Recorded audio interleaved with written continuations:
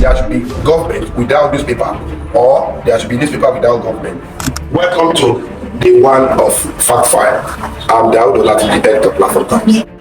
Do you care to know why journalists are referred to as gentlemen of the press? Journalists are often referred to as gentlemen of the press due to the profession's long-standing association with integrity, fairness, and ethical conduct. According to a veteran journalist, who is also a Nobel laureate and a staunch defender of press freedom, he says journalism, when done properly, is the lifeblood of democracy. He also said, without the press, power can go unchecked and the truth become elusive. According to former US President, that is Thomas Jefferson, he says, why left to me to decide whether there should be government without newspaper or there should be newspaper without government. He said he will go for the better. That is, he prefers newspaper without government. Also, journalism is more than a profession because it's a pillar that upholds democracy through accountability, transparency, and open dialogue. Journalists are very, very important in the world because they bring life to the world, and they are referred to as the fourth estate of the realm. They live with other executive, judiciary, legislative, and executive. They are living with them with a view to reporting what they are doing to the public. They are responsible to the public. They are the voice of the people. They are representative of the people. They are the voice of the voiceless. I want to advise my media colleagues and senior colleagues, let us understand our power. Let us know that journalists can make or mark. For Nigerians to enjoy good governance, journalism must be upheld.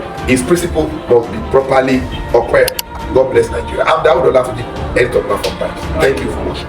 Did you know that Lagos has the highest number of tertiary institutions in Nigeria? Welcome to day 2 of Fact File. I'm Daud, Olatunji, editor of Platform Times.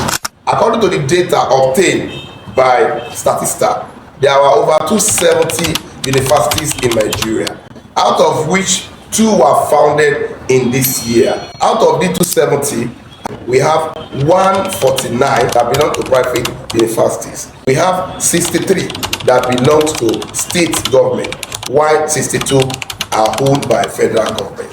As far as polytechnics are concerned, we have 179 in Nigeria. Out of 179 polytechnics we have in Nigeria, 84 belong to private polytechnic, while state have 54 and then federal has 41. And to also tell you that we have state with the most higher institutions in Nigeria according to statistics. Lagos has 69, Ogun has 50, Osun State has 47, Oyo State has 47, Kwara State has 45, Kaduna State has 43, Kano has 41, Delta has 33, Enugu has 33, Bauchi has 30, Benue has 30, and Edo has 27. With this data just analyzed, it shows that Ogun State does not have highest number of tertiary institutions. It only has highest number of universities, while Lagos has highest number of tertiary institutions, which include monotechnic, polytechnic, colleges of education, and universities. It also shows that in Nigeria today we have over 270 universities. Thank you for watching. Today we brought to you top 10 Nigerian states with highest foreign debt according to Nairametrics. Welcome to day 3 of Fact File. According to Nairametrics, as of 2023, Nigerian states, that is the top 10 states, are owing $4.61 billion according to Debt Management Office. Altogether, the 36 states include FCT. They are owing $4.46 billion. But today, Lagos is also leading the pack of foreign debtors. As of 2023, Lagos is owing $1.24 billion. Kaduna is following the suit with the number of $587.07 billion. The third state with the highest foreign debt is Edo State, which has $314.45 million. The fourth state with external debt is Cross River State with $211.13 million. Bauchi is the fifth state with $187.63 million. Ogun State is the sixth with $168.83 million debt. Ekiti is following with $121.05 million. Also, Enugu State is also owing with a figure $120.45 million. Kano State is the ninth state with $107.92 million. And the 10th state is Anambra State, which is owing $107.24 million. That is the state with highest foreign debt as of 2023. We are in September 2024. The current statistics is yet to come out.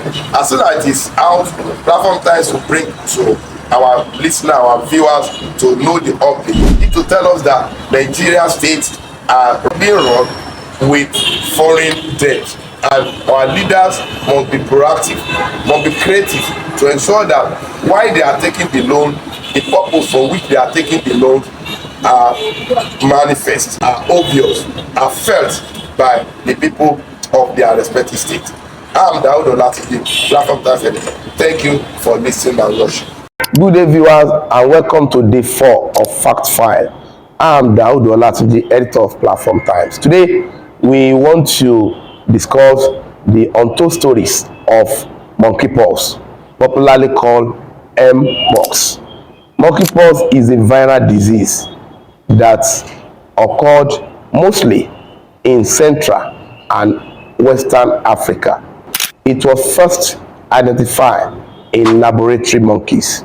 The first human case was recorded in 1970 in the country that is now known as Democratic Republic of Congo. In 2022, cases of monkeypox spread around the world. Before that, cases of monkeypox were rare and usually linked to travels or animals that are being imported from the regions where monkeypox is endemic. Now let's come to Nigeria. As at August 2024, we have recorded 868 cases of monkeypox, and Bayelsa State is leading the ladder. In Southwest, between 2017 and now, the region has recorded 376 cases, and according to Nigeria Center for Disease Control, we have Lagos leading the pact of the state, the 6 states in Southwest, with 248, while Ogun State is following the suit with 58.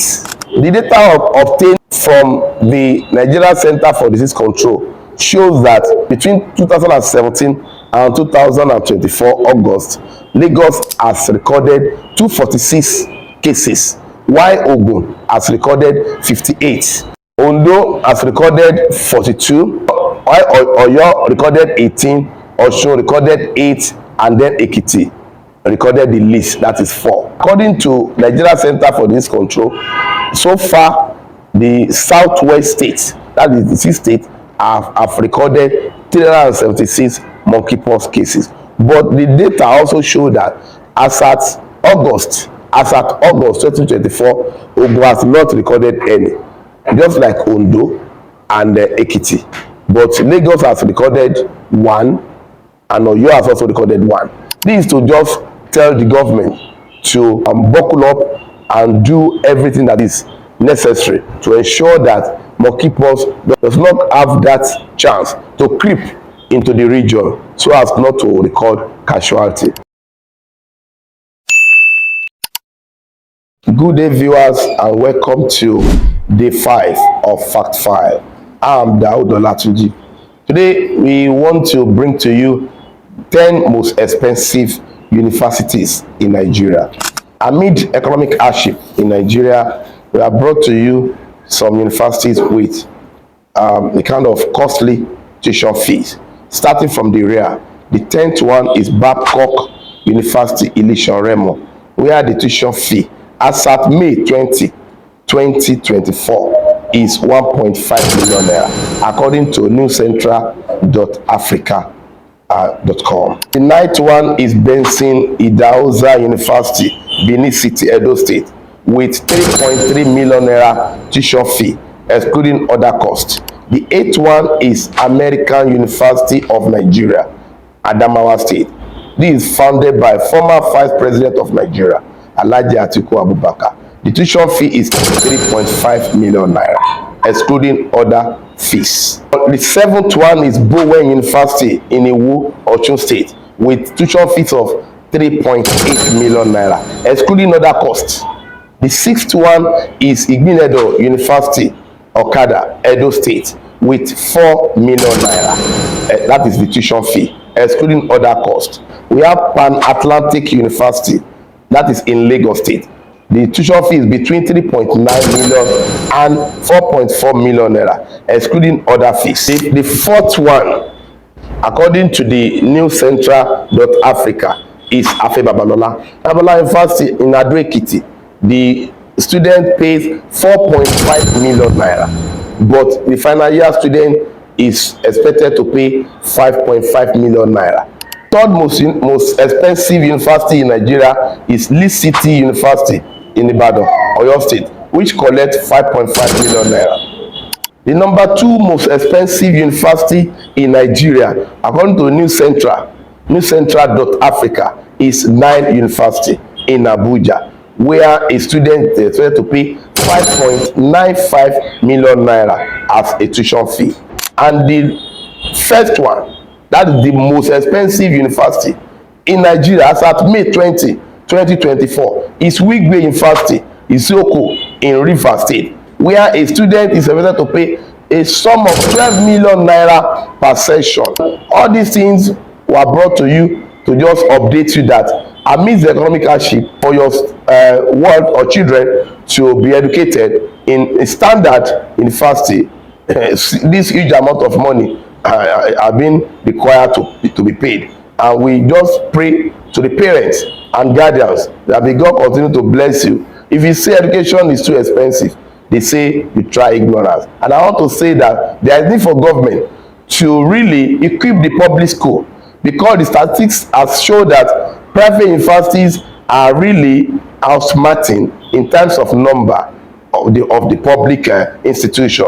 And public institutions are there for the masses who do not have that huge income, whose parents cannot afford this huge amount of money, can enroll their children in public universities. So both federal and state government to equip their universities so that masses, a lot of Nigerians, can enroll in this university and get educated. God bless Nigeria and God bless Platform Times. I'm Daud Olatunji, editor of Platform Times. Did you know that kidnappers have collected 9.8 billion naira from victims in Nigeria in 13 years? It's the 6th of Fact File. I'm Daud Olatunji, editor of Platform Times. Nigeria is grappling with a complex and multifaceted insecurity crisis due to rising cases of kidnapping, banditry, terrorism, and communal clashes. While the Northeast, Northwest, as well as North Central are battling with kidnapping, Boko Haram insurgency, and banditry, Southeast is battling with Biafra secession challenge. South is facing oil theft and communal clashes. Southwest is battling with kidnapping and cultism.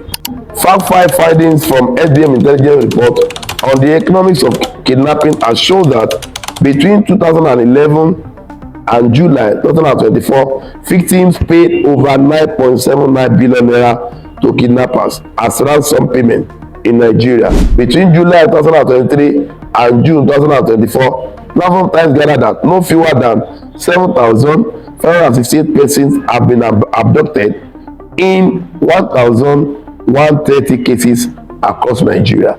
If Nigerians have paid 9.8 billion naira to kidnappers in the last 13 years, what it shows is that there is need for our security agencies as well as government to buckle up and find a way of ending this menace called kidnapping. in Nigeria. God bless Nigeria. God bless the people of the country. How will you feel if I tell you that in just 8 months of this year, federal government, state and local government shared a whopping sum of 9.685 trillion naira? It's day 7 of Fact File. I'm Daud Olatunji, editor of Platform Times. Let me shock you. The Federation Account Allocation Committee, FAC, has distributed a total of 9.685 trillion naira to federal, state and local government over the past 8 months in this year. As this financial support help maintain critical government services and infrastructure in your state and local government. For instance, in January, 1.15 trillion naira was shared, with the federal government receiving 407 trillion naira, state received 379 billion naira, and local government received 278 billion naira. By February, the allocation increased to 1.2 trillion naira, supporting all tiers of government. March saw a distribution of 1.123 trillion naira, while April had a further rise to 1.208 trillion naira. Moving into May, FAC distributed 1.4 trillion naira, the highest so far, fueling essential services. In June this year, 1.35 trillion naira was shared, while July saw 1.36 trillion naira allocated to sustain key programs. August capped off this 8 months with 1.203 trillion naira distributed. This allocation drawn from statutory earnings, value-added tax, and other revenue streams ensure the consistent flow of funds for the smooth running of government at all levels. The question is, that's the big question. How did the federal government, state and local government spend this 9.685 trillion naira? Are you bothered? Do you even bother to ask? Are you worried? What did they use it for? This is a fundamental question that every Nigerian must ask. Every government at all level must be transparent. They must let the world know what they use the money for. It is public fund, and the public, who are the masses, must know what they are using their money for. So it has been Daud Olatunji, editor of Platform Times. Thank you for listening. Facts about Ogun State. It is day 8 of Fact File. I'm Daud Olatunji, editor of Platform Times. Let's talk about Ogun State. Ogun State is a state in the southwestern region of Nigeria and is known as Gateway State. This state was created in February 3, 1976. It was created by the Muritala Obasanjo administration and the second most industrialized state after Lagos. Ogun State, with almost exclusive site of ofada rice production. Arguably, Ogun State has 6 major ethnic groups: the Egba, the Ijebu, the Remo, the Egbado, the Awori, and the Egun. This state also has subgroups like the Ikale, Ohori, and Anogo. Ogun State was named after Ogun River that runs right across the state from the north to the south. Ogun State is the only state that runs 2 state-owned universities in Nigeria: the Olabisi Onabanjo University and Taishola University of Education. Ogun State is the home of first and only University of Education in Nigeria. That's it. Ogun State has produced the majority of Nigerian political leaders from Southwest who are once president or head of state of the country, such as Chief Olusegun Obasanjo, late Ernest Shonekan, and late Chief Obafemi Awolowo, who was the first premier of Western region. Ogun State is the state with large poultry product, and as I'm talking to you, it is 48 years old, and it is called Gateway State. It has 20 local governments. Ogun State has limestone, chalk, phosphate, and clay as mineral resources. God bless Ogun State. God bless Nigeria. Facts about Lagos State is day 9 of Fact File. Lagos State was created May 27, 1967. Is the largest city in Nigeria, and officially, Lagos is the second most populous state in Nigeria. Geographically, Lagos State is dominated by bodies of water, with nearly a quarter of the state's area being bodies of water. Lagos State is a major economic center of Nigeria and is the 5th largest economy in Africa. This state has mineral resources such as clay, bitumen, glass sand, and crude oil. Lagos State was also the national capital of Nigeria until December 1991, when it was moved to Abuja, and Lagos has 20 local governments. God bless Lagos State. God bless Nigeria. I'm Daud Olatunji, editor of Platform Time. Fact about Oyo State. It is day 10 of Fact File. Oyo State is an inland state in southwest Nigeria. It was created in 1976 and was created from Western State, which had Osun State as part of it before it was split off. Oyo State was the state where first television station in Africa emerged. It is the home of Nigeria's first university, that's the University of Ibadan. It houses Nigeria's first skyscraper, that is Cocoa House, which was opened in 1965. Oyo State is the third most populous city in the country. This state has iron ore, gold, red clay, sand, gravel, granite, kaolin, among others, as mineral resources. Oyo State has some landmarks which include Agodi Garden, Ado-Awaye Suspended Lake, Mapo Hall, University of Ibadan, Zoological Garden, among others. Oyo State has 33 local governments, and this state was created by General Murtala Muhammad government along 18 others out of 12 existing states in 1976. God bless Oyo State, God bless Nigeria, and God bless Platform Times. I am Daud Olatunji, editor of Platform Times. Fact about Ondo State, it is day 11 of Fact File. Ondo State was created February 3, 1976 from Western State. This state is Nigeria's chief cocoa producing state, and as of 2022, Ondo State, according to the statistics, had the population of 5.3 million population. Ondo State is ranked 19th out of the 36 states in Nigeria. Main ethnic groups in Ondo State are the Yoruba and Ijaw people, and Ondo State has 18 local government areas. Ondo State shares border with Ekiti and Kogi to the north, Edo to the east, Delta State to the southeast, Osun State to the northwest, and Ogun State to the southwest. Ondo State is also a state among the 6 southwestern states of Nigeria. God bless Ondo State, God bless Nigeria. I'm Daud Olatunji, editor of Platform Times. Have you checked your mental health status this year? If you have not, I'll beg you passionately to do it. Welcome to day 12 of Fact File. I'm Daud Olatunji, editor of Platform Times. Are you aware that economic challenges, Japa syndrome, and other bad habits include workload can trigger madness, that is mental health challenges? Some experts recently told us that despite the economic challenges we are facing in Nigeria and the workload many of us have subjected ourselves to, and the issue of Japa syndrome, which has made some of work labor force to leave Nigeria, all these things can trigger mental health challenges.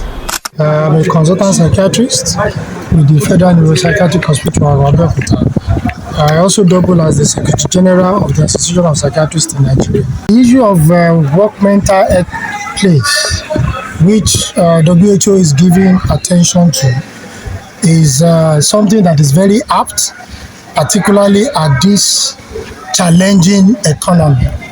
And what we have found out is that several factors have been responsible. Number one is the workload. By reason of the Japa syndrome, a lot of workers, not just health institutions, even though it's more rampant in our own environment, doctors, nurses, psychologists, social workers, laboratory technicians, and scientists, they have all gone for greener pastures, such that we are left with reduced number of health professionals. And if we cast our mind backwards, even the health professionals are not enough, were not enough before. So it's leaving us with a lot of workload. The Nigerians need to attend promptly to their mental well-being, because what this team is all about is that we need to prioritize our mental well-being. And in doing this, you have some individual responsibility. Number one, you need to make sure that you have adequate rest and you have enough time to sleep.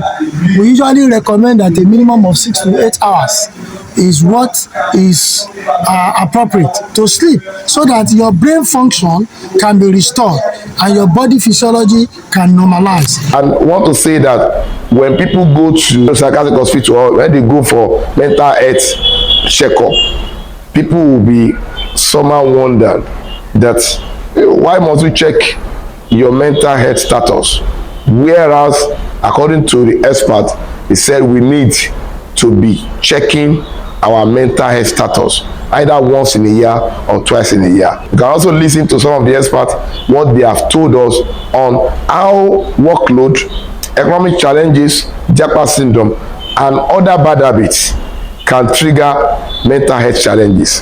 So when you have a workforce that are not stable mentally, then you all know the impact on their productivity. Instability in both physical and mental health will grossly affect their productivity.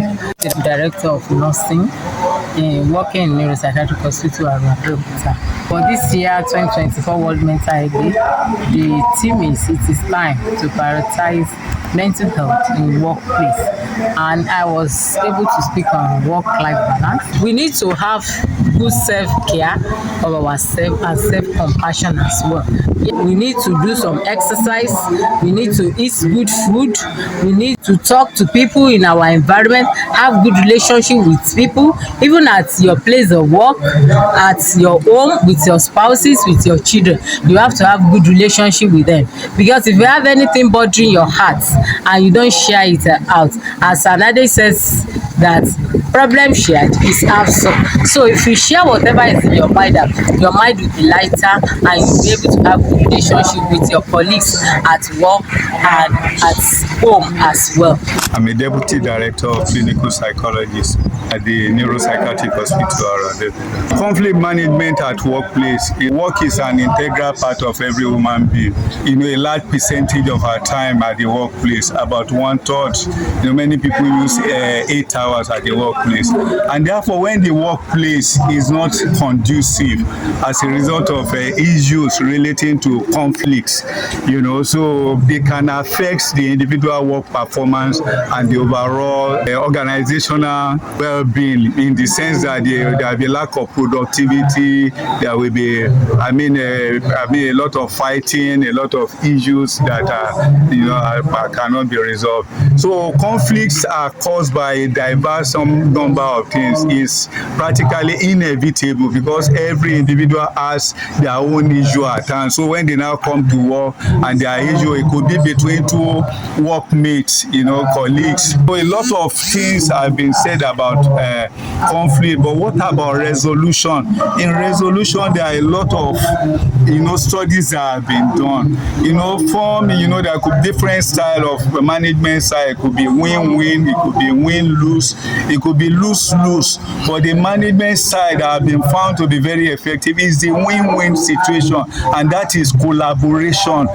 People working together, seeing things from the same angle. This is the problem, how do we address the problem? And everybody brainstorm and generate. And when people see that they are part of the decision making, they are also bound to be committed to it. All these things are challenges that are catalogued by experts who educated us recently on why and how to take care of mental health. I would love my listeners to remain mental healthy so that you can enjoy a lot of programs that Platform Times is packaging. That is why I'm advocating that all of you must go for mental health checkup, and you can get a lot from Platform Times, and watch out for many updates that will be coming from the stable of Platform Times. I remain your editor of Platform Times. I remain yours sincerely, Daud Olatunji. Thank you and bye-bye. It shocked me.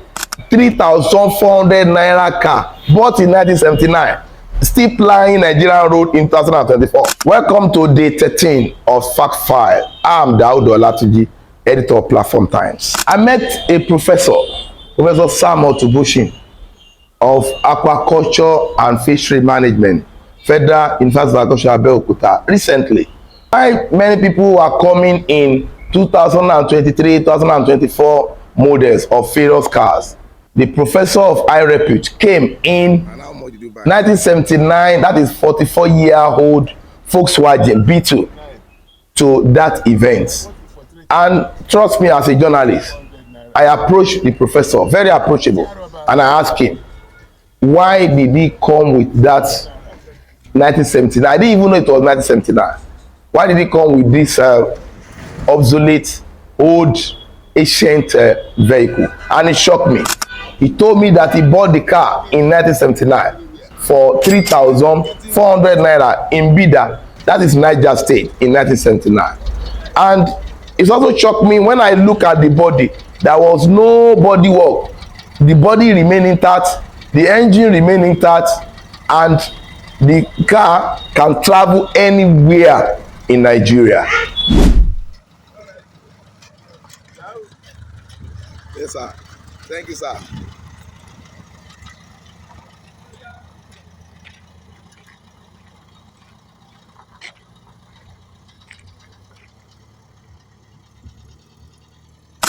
As you have seen it yourself, I know it will also shock you. It's interesting.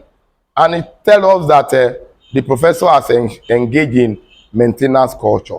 Let us also emulate this professor. There are so many things that we need to keep very well for the coming generation. Who can imagine that Volkswagen that was bought 44 years ago at the rate of 3,400 naira can still be plying Nigerian road despite the state of our roads in Nigeria? It shows that there is need for us Nigerians to emulate this professor. And I want to tell us that it shocked me. It gave me that kind of culture and an attitude that I need to keep whatever I have for the upcoming generation. So it has been Daud Olatunji, and it has been Fact File from Platform Times. Thank you for watching, and watch out for another many updates that the Platform Times will bring for your listening and watching pleasure. Thank you, and God bless you.